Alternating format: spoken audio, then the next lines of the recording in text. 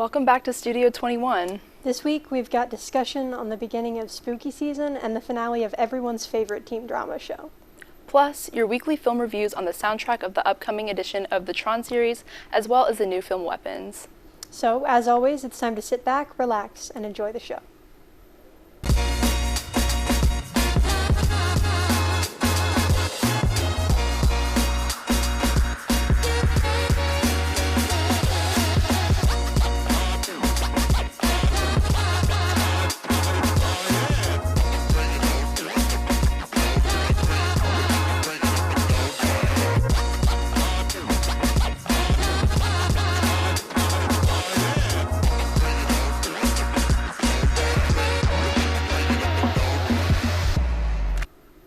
Hello and welcome to another episode of Gossip Guru. I'm Anna. And I'm Carmen. As of Monday, fall has officially begun, and while it's still about 100 degrees outside, the studio smells like pumpkin spice and all things nice. And the performative males around campus have unpacked their flannel and ordered their chai lattes as if they just wandered out of a Gilmore Girls episode. Today we're diving into a heated debate that's tearing up the pumpkin patch. Cozy nights versus haunted frights. On one side, you've got the spooky classic Hocus Pocus, Sanderson Sisters, Bad Wigs, and Bette Midler's musical talent putting a spell on you. Don't forget Halloween Town. It's a great pumpkin, Charlie Brown, Beetlejuice, but back then Halloween Town meant mom making chili, a VHS tape you rented for the 3rd October in a row, and kids running through neighborhoods with pillowcases full of candy. In costumes, they were simple. A chic ghost, a witch hat, maybe a plastic vampire cape from the grocery store. Done. Now we're deep in the age of Halloween horror. You're either watching it and binging all 13 Halloween movies while sipping pumpkin cream cold brew, or DIYing a costume so ironic it needs a caption that makes sense. Movies like Hereditary and The Witch don't just haunt you, they make you question your entire family dynamic. Meanwhile, DIY costumes have become an art. Last year I started my costume in July. From entire groups dressed as different Uno cards to couples painting themselves green and heading out as everyone's favorite swamp royalty, the opportunities are endless. But you have to admit, there's something special about a store-bought vampire cape and a rewatch of Hocus Pocus under a blanket. As much as I love a Stephen King horror on screen, nothing beats the smell of popcorn and a cheesy cult classic. Maybe you can have both during fall, cozy nostalgia and scares. Gossip Guru, where we unite the cozy and the creepy. I can't believe I have to talk about this, but the Prime Video show The Summer I Turned Pretty had its finale episode this past Wednesday. You don't want to talk about The Summer I Turned Pretty? It's only the best show objectively ever made. Even Martin Scorsese said so. That is literally not true, but okay, tell your lies. Many moments in the finale went so unbelievably viral that they even caught my attention. I'm sure everyone has already seen it, but be warned, spoilers up ahead. Of course, we all knew Conrad and Belly would be endgame. Though having Galen Caseglio, the actor who plays Jeremiah, film fake scenes in Paris to throw everyone off was a nice touch. So many things happen, it's almost impossible to recap all of it. But I'll try.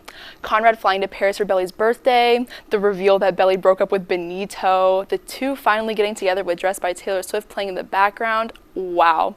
And that's just the A-plot. Jeremiah and Denise finally got together as well, and Steven and Taylor decided to move to Sacramento together.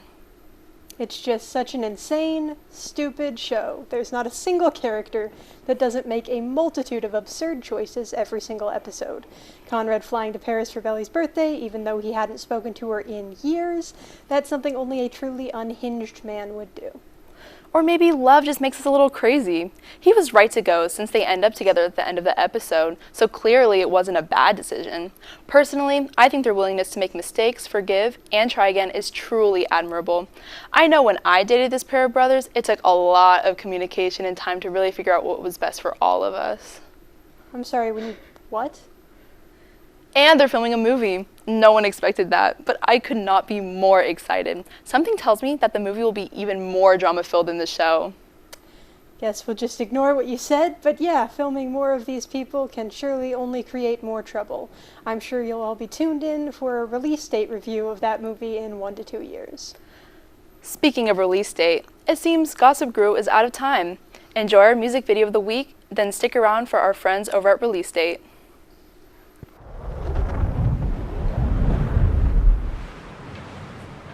I wake up in the morning when the rooster crows, out in the sticks and all alone,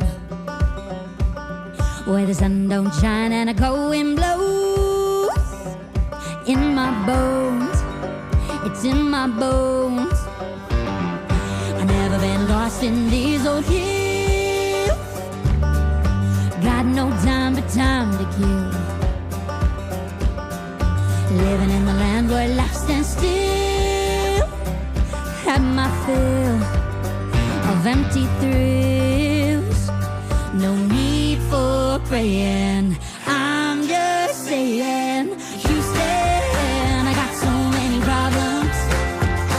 I'm a space cowgirl and a little bit too far gone. And I said, Houston, I got so many problems. Me, myself on the intercom, myself and I only singing the major tom.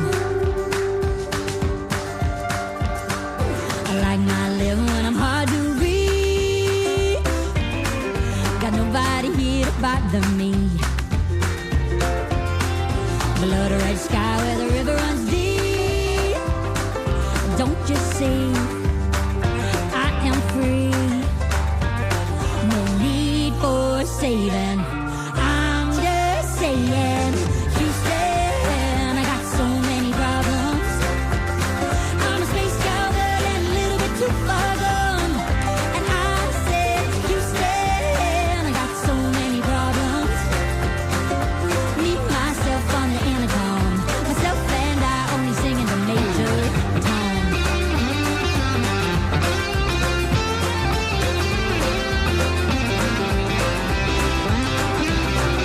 I wake up in the morning when the rooster crows, out in the sticks, out in the sticks and over Houston. I got so many problems. I'm a space cowgirl and a little bit too far gone. And I said, Houston, I got so many problems. Me, myself on the intercom, myself and I only singing the major tone. 'Cause we've had a problem here. We got Houston. We've all got problems.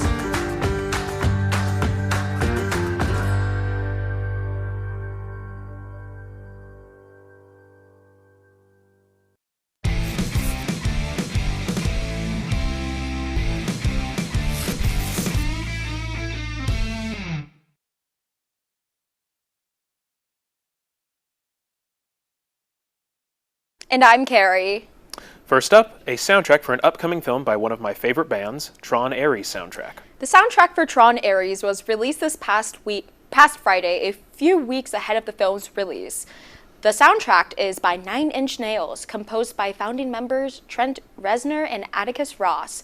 Though the duo has done many film scores before, even being nominated for and winning Oscars for them, this is the first score they've done under the 9 Inch Nails name. The album was first predecessed by the band's first single in 7 years, As Alive as You Need Me to Be, and features 24 tracks in total, 20 instrumental tracks, and 4 brand new lyrical tracks. Under normal circumstances, I would never talk about a film soundtrack on its own. They're designed to be part of a larger whole and aren't necessarily supposed to stand on their own independently from the film they're made for. However, this is 9 Inch Nails we're talking about, so I'm making an exception. My biggest point of curiosity going into this soundtrack is what necessitated Reznor and Ross releasing it under the 9 Inch Nails name rather than under their real names like they have been doing. I get it now. It's not unusual for the duo to include a lyrical track on their previous soundtrack work, but there was something distinctly 9 Inch Nails about the way the single sounded that primed me for something more aggressive and confrontational. And that's largely what I got, and I couldn't be happier. The band's series of albums, all titled Ghosts, has always left me wanting more, with them being fairly long, experimental, instrumental tracks with an emphasis on ambience. The soundtrack is exactly what I'd been wanting from Ghosts, but never realized. There's a lot more tonal variety in the instrumental tracks, which is probably due to them needing to match the tone of whatever scene they'll be accompanying, but it makes for a more engaging listen for me than the glacial Ghosts albums. From the pulsing bass lines of Infiltrator to the gentle and haunting, plucking sense of echoes, the instrumental tracks carry distinct feelings that ebb and flow through the track listing. I was pleasantly surprised to get as many as 4 lyrical tracks and enjoyed all of them. The single I listened to 128 times the day it released. I promise I'm normal, so I knew I liked it. The other three are good too, the weakest being I Know You Can Feel It. It kind of sounds like a lost track from the With Teeth album and is just less interesting to me. Who Wants to Live Forever floored me on the other hand. Nine Inch Nails is a band associated with their harsh industrial sound, but this song is strikingly tender and gentle. The synths almost sound like a lullaby, and most shocking, there's a guest vocal too, and it's great. The added female lead vocals really enhance the tender feeling of the track, which is always cool to see the band trying new stuff. The last track of the album, Shadow Over Me, is a great closer. It pulls some of the synth melodies from the album's initial track, In It, tying things together, and it's just a punchy, frenetic track that takes some cues from Daft Punk's score of the previous Tron film. All of this is to say, I promise I won't talk more about the soundtrack if I review the movie. Next up is Warner Brothers' newest original horror film, Weapons. Weapons, starring Julia Garner, Amy Madigan, and Josh Brolin, released this past August and came to streaming platforms earlier this month. The film takes place in a small town of Maybrook in which 17 children from the same class disappeared one night at 2:17 a.m., leaving only one survivor behind. The story is told from multiple characters' perspectives, such as the disappearing children's teacher, a dad whose son disappeared, a police officer, and even the surviving child himself, which slowly unravels the mystery about the disappearance. To be frank, I was indifferent about Weapons when I first saw the trailer. It looked alright and nothing extremely exciting. However, as y'all may know, trailers can be very deceiving, and Weapons ended up being quite a delightful surprise. First of all, the best part of the film is its narrative and storytelling. Because it is being told in all of these different perspectives, it unfolds like a novel, leaving bits and clues throughout everyone's stories. It was quite interesting to see multiple perspectives of this dire situation, rather than just focusing on one broad perspective. Additionally, leaving each of their stories on a cliffhanger was also very interesting. The cinematography was also very stunning as well. While nothing exciting at first, the camera work focuses a lot on moving with the character's eye level. A lot of times throughout Weapons, the camera moves as if you were following these characters. It reminds me a ton of those third-person RPGs as if you were controlling the character. Because of this, it just further immersed me into this strange world of Maybrook and really grasped my attention throughout. Additionally, the production design and the lighting of the film is really awesome as well. They captured the eeriness of Maybrook perfectly through its cloudy atmosphere, muted palette of buildings, and the lush vegetation consisting of a ton of tall pine trees. The best part of the design is the surviving children's house, which is very eerie. I won't go into detail about that since it is a very crucial part of the story, but it's really cool. While the dialogue itself was alright, the acting was pretty solid. It really did not stand out to me as an Oscar-winning performance, but for this story, it fits quite well. However, I think that Amy Madigan did a fantastic role as Gladys. Gladys is just such a weird character, and I think she captured her essence perfectly. Lastly, let's talk about the plot. Although the plot of Weapons overall has nothing spectacular, it left a lot to be speculated. Thus, it made me feel like I did not know where this movie was going to go in terms of plot direction, which is always fun. My only complaint about the plot is that there are very obvious hints in the movie that kind of sour the big reveal in general. I don't know if that was the intention, but I wish some of them were a little bit more subtle. I also did not really care for the ending. Although it was a nice conclusion, it just felt unfinished as it just abruptly ended. Overall, Weapons is a very fun watch. It will grasp your attention and keep you invested in this strange little town. It is currently on streaming, so check it out when you can. And next up, another one of my wonderful On the Street packages with my ever insightful commentary, and then a little bit of friendly competition. Hope you enjoy. Of On the Street of the year. Today we'll be asking Trinity students again for what their favorite movies are, new year, new people, and remember, there are no wrong answers. I'll be cutting all of those. All right, so what's your name? I'm Ferris Rafai. And what's your favorite movie? My favorite movie is 50 First Dates, starring Adam Sandler. Why is that your favorite movie? Adam Sandler is a great actor. He's super funny, and I feel like there's some actual serious scenes, some heartfelt scenes. So I think it's overall, it's a rom-com, but I think it's a very above-average rom-com. So it's my favorite for a reason. Appreciate it. Thank you very much. Of course, man, yeah. All right, so what's your name? Hershini. And what's your favorite movie? How to Train Your Dragon. Why is that your favorite movie? I don't know. I really like dragons. That's a very good reason. Thank you very much. I know. All right, so what's your name? My name is Jacob. And what's your favorite movie? My favorite movie is Casablanca. Why is that your favorite movie? It's just a great love story. I mean, it's a classic, and it's just really, really good. Definitely agree. Thank you very much. Thank you. All right, so what's your name? My name is Sofia Cifuentes. And what's your favorite movie? Princess Bride. It's a good pick. Why is that your favorite? I have a nostalgic tie to it. Watched with my family. Love watching it with my sister. Gotcha. Thank you very much. Yes, thank you. All right, so what's your name? Sarah. And what's your favorite movie? I'd say like Silent Voice. Gotcha. That's a good pick. Why is that your favorite? I like the main characters. I relate to them a lot. So. Appreciate it. Thank you very much. Thank you. All right, I already know the answer to this question, but what's your name? I'm Carmen. And what's your favorite movie? I would say right now it's White Chicks because the movie is really funny and, I always like a good laugh. Appreciate it. Thank you very much. Thank you. All right. So what's your name? I'm Charlie. And what's your favorite movie? I'm not sure. What's your favorite movie? Excellent question.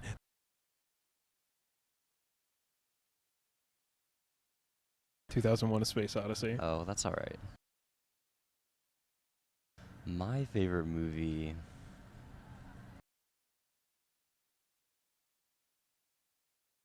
Evil Dead 2. Why's that? I think about it a lot. That's a good enough reason for me. Thank you Yeah. very much. You're welcome. All right, so what's your name? My name's Lexi. And what's your favorite movie? My favorite movie is Back to the Future. The first one, the second one, I don't like the third one. Why is it your favorite movie? I just think it's timeless and it was ahead of its time for when it came out and I can watch it over and over again and I never get tired of it. Thank you very much. Appreciate it. Of course. All right, so what's your name? My name's Maddie. And what's your favorite movie? I like Fast and Furious, only the first one, or maybe the second one too. Gotcha. Why is that your favorite movie? I like the cars, like the old cars and the racing and all that. Thank you very much. Appreciate it. Yeah, of course. All right, so what's your name? I'm Inia. And what's your favorite movie?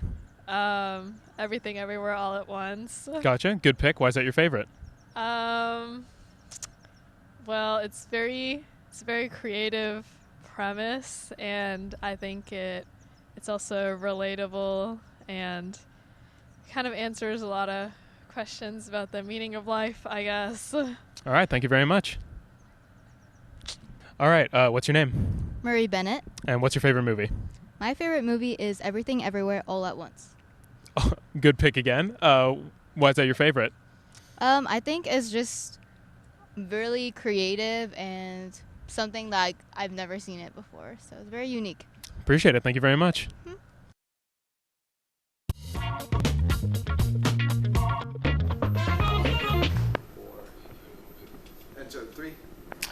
Friendly competition might look a little bit different this year. Our new executive producer is making us stand up and move to a different location to film it now and adding extra parts.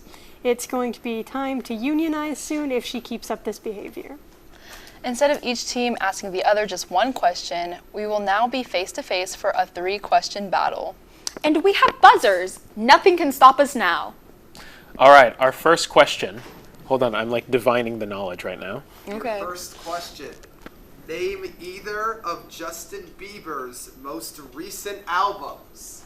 The question was name either of Justin Bieber's most recent albums. I haven't heard anything from Anyone buzz since I was like 12. Oh, I know like his albums from like, he was like 16. That doesn't sound like Nine Inch Nails to me. I'm not sure how I'm supposed to know any of this. Yeah. All I know is like one song. Stopped paying attention when he went to jail. No, me too. This is bad. This This reflects is very poorly this on is me. horrible. From you. Think MLG. What? I know what that is. I know what that is. I just. I think MLG. I'm hopeless. No. There's no saving me. I can't do it. No. I can't be helped. Okay, because nobody got it, the answer was swag. What? The answer was swag. That's so cool. Why did he name his? Oh, okay. Second question. Compete. Yeah. What's the next one? Yeah. Next one. Yeah. Okay, let me get the next question here. Oh my gosh, there's 2. No rush. This is going. We've got a lot of time. Name the actress who plays the main witch in Hocus Pocus. Oh wait, was it in the script? Is it that person? Is it like Betty Hildebrand or whatever, Hildegard or something? We have an answer from I don't know. Gossip Guru. Yeah, whatever the name was that was in the script, it was like Betty Hilda something. That's incorrect. That's Ooh. incorrect. I don't know. Release date. Do you have an answer? I'm sorry, it's No. not like a pretentious post-war Japanese movie. I have no idea how I'm Yeah. supposed to know this either. I only watched this movie like one time. Yeah. And it was a long time ago, never so seen I don't know. Focus. Did a play of it. Yeah, it's but- there. I got nothing for you. I don't think they're gonna get. We're so Okay, smart. David's We're gonna so keep smart. making up Big questions until somebody gets something All right. correct. The initials for the actor for the question are SJP. Sarah Jessica Parker. Correct. Hey! Correct. Let's go! Okay. My movie knowledge has some use. True. Now that question was on the easier side, so it was only worth half a point. That's fine. Okay, we got half a The point. other half point is in this question. Okay. Name the show that actress is most famous for. No. Oh Oh. no. Is there a hint? No, we're already getting a half point for this. When did Hocus Pocus come out? It's what, I have what, no idea. 2000s? Wait, I think I have an answer. We're just Okay. gonna start- Oh, it didn't ring. Oh, Press it hard. Oh, okay. There we That's go. what I did. we have a buzz from release date. Take it away. Is it The Summer I Turned Pretty? I'm gonna look like an idiot. I don't know. Unfortunately, no. But that's the only TV show. That was the only one that like you guys mentioned, so I was like, okay. Were they necessarily mentioned in the script? I don't know. We're so smart people, guys. Believe me. Big brain. The United States, 1776. Okay. Okay. We will reveal it now. It is actually Sex in the City. Oh, of never. course. Okay, that makes I'm sense. such an avid viewer of that show. Me too. I've watched Never like watched half the it. first season. I have never watched it. All right. I will Final give question, you right? the last question. Right now, release date leads with half a point Don't patronize me. It's better to get nothing. over Gossip Guru's 0 points. It's better this way. Okay. Final question. Who is the writer of The Summer I Turned Pretty books? Oh wait, what's her name again? Wait. No, I was literally just watching something on her. Wait. Gossip Guru. Give her a second to cook. Okay, I have to think. You have 5 seconds. What do you mean 5 seconds? 5, 4, 3, 2, 1. I think I forgot. I blanked. Unfortunately, you have not answered in the blanked. allotted I time. read the books. At least we have half a point. Release date. Do you have an answer? I think for the next time we need to ask questions like, what color is the sky? Because we're not doing too No, hot. we're not. I feel like my general trivia knowledge is not turning through like last semester. I've got nothing for you, man. I'm sorry. What's the actress's name? Her name is Lola. I know the actress's name Lola Tongue, but what's the freaking? What's the writer's I have a hint. Yes. Yeah. Oh. The writer of this also wrote the book series. We know. The I just don't know boys her I name. Can wrote you give me like before. the first? I didn't know No. that. That Give me could the have been first helpful letter to for me. name. Can you give me like the first letter for name? The first letter of their name, her name, is J. J. Okay. So, You already said it. maybe like a Janice, maybe like a Jane. Okay. A Jackie. Okay. A Josie. A Joey. This is all y'all. I'm I sorry. have nothing. What about the last What is name? it? I Give me the relinquish. first Can we letter start of with the the last last name. Her name has been revealed. It is Jenny Han. Oh, that I was forgot. actually wow. This concludes this segment. The losing team will pay the price next week, but it's time for us to log off. On related notes. Thank I you for won't be here watching, next and week. see you next time on Studio 21.